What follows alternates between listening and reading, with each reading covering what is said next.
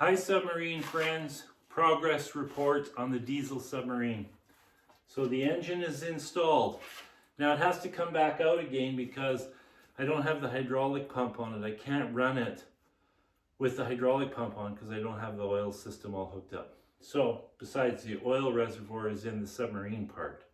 So that marriage will have to happen once I install this whole tank and weld it in. So what is done is the exhaust is cooling beautifully. I tested it all.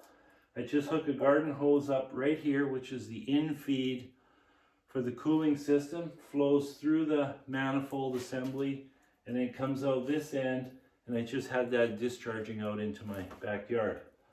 So all the plumbing is connected, the valves are in for the cooling system on the box coolers. I have this hydraulic hose here because I have two drain ports and I didn't have any 1/4 inch plugs. So I put some fittings in with a hose just to plug it off.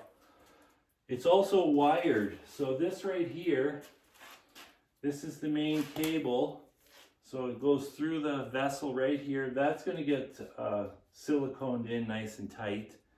So this leads up to the front of the submarine. It's got 7 conductors in it. And that's used to send a message for the digital temperature gauge. So what I bought a universal temperature gauge that just goes into the hose right here. This way you don't have to worry about right threads and everything else. Works really good. I checked it against my heat gun and it was spot on. So that worked really well. I also have a temperature sending unit in the back of the head, which is just an idiot light. So I believe the way they work is when the temperature gets too high, it grounds. It creates a ground. So it completes a circuit through the ground. So I have that hooked up, and that's going to go to my buzzer. I have like this alarm buzzer, super loud. So I'm going to connect that to the buzzer, so if there's ever an overheating situation and I'm not watching the gauge, the alarm will go off. The box coolers, they do warm up pretty quickly. I have to admit it takes about, I don't know, 5-10 minutes just running in the shop, and they're starting to get like 100 degrees. So obviously they need to be in the water to work, but it's all working. That's what's nice. I did have one problem, and that's this discharge tube.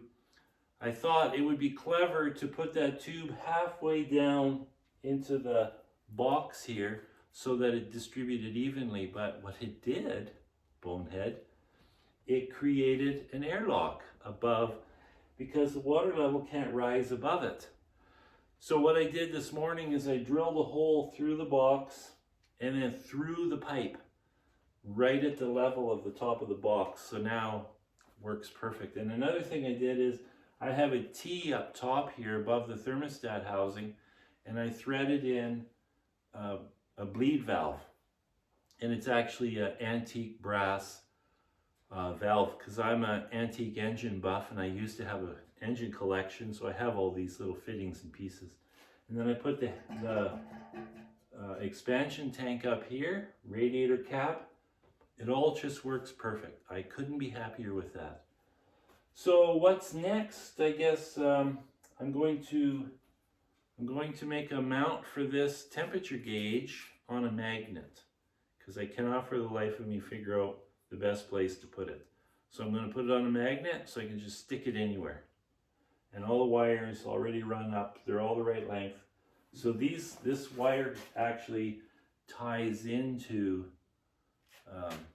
the wires that are already in the control box, and so I can have a push button start on the control box.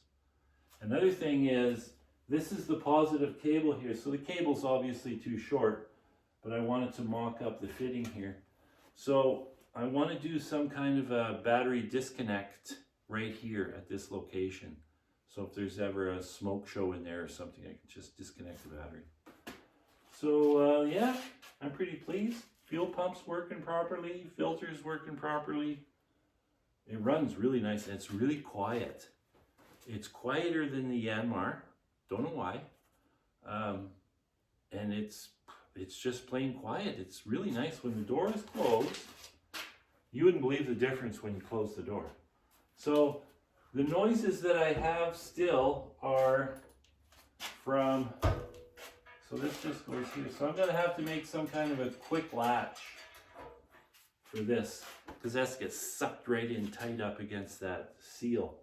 So I have to notch this for this cable, and then I got to trim it and clean it up and paint it, obviously. But these holes, like I have holes right here for the hydraulics to go through. The sound that comes through that is unbelievable. Like, it really needs to be airtight. Well, that's another thing I have to make. I have to decide where I want the air intake port to be. And then I'm going to mount the filter assembly that was on the engine to that port as a silencer. So I don't know if it should be off the side, underneath here, because 5 inches of this engine compartment protrudes inside the submarine. So I have to figure, I could even mount it on the door, I guess. You know, that's not a bad idea. I could just mount it on the face of the door, as long as I make sure when the door opens, I have an electrical junction box right here, and I have my cooling radiator for my air conditioning. So as long as I put it in the right spot so it doesn't hit anything, on the front would actually be pretty good. It would look good too. That really needs a paint job. I might just get that cleaned up and painted soon, just because it looks so crappy right now. Anyways, that's my progress right now. Nothing more to report. Ciao.